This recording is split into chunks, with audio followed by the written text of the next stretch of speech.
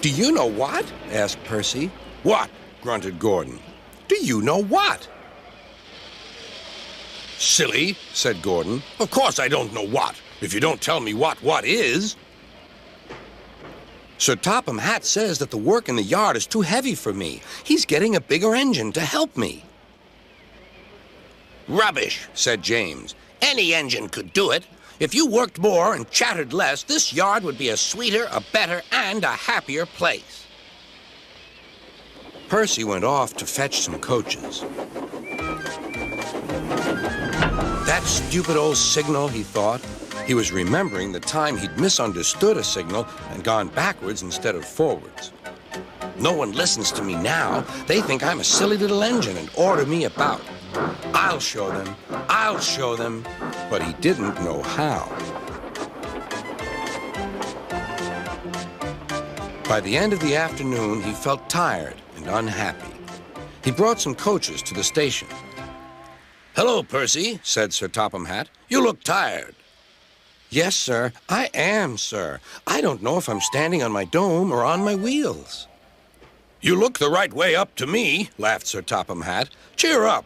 The new engine is bigger than you and can probably do the work alone. Would you like to help build my new harbor? Thomas and Toby will help too. Oh, yes, sir. Thank you, sir. The new engine arrived.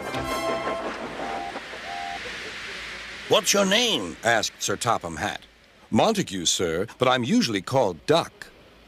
They say I waddle. I don't really, sir, but I like Duck better than Montague. Good. Duck it shall be.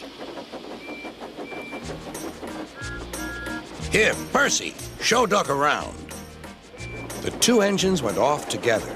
Soon they were very busy. James, Gordon, and Henry watched Duck quietly doing his work. He seems a simple sort of engine. We'll have some fun and order him about. Quack, quack, quack, quack, whoosh! Smoke billowed everywhere.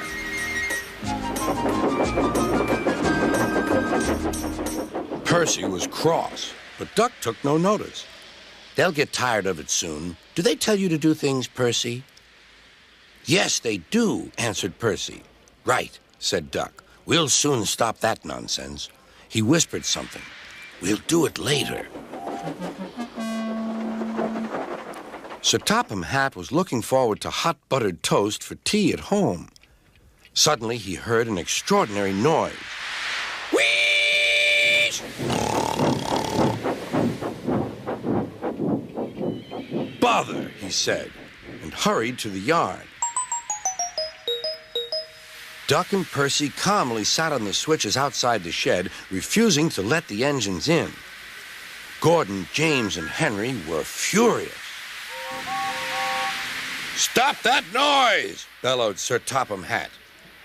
They won't let us in, hissed Gordon. Duck, explain this behavior. Beg pardon, sir, but I'm a great Western engine. We do our work without fuss. But begging your pardon, sir, Percy and I would be glad if you would inform these engines that we only take orders from you. Quiet, said Sir Topham Hatt. Percy and Duck, I am pleased with your work today, but not with your behavior tonight. You have caused a disturbance. Gordon, Henry, and James sniggered. As for you, thundered Sir Topham Hatt, you've been worse. You made the disturbance. Duck is quite right. This is my railway, and I give the orders. After Percy went away, Duck was left to manage alone. He did so easily.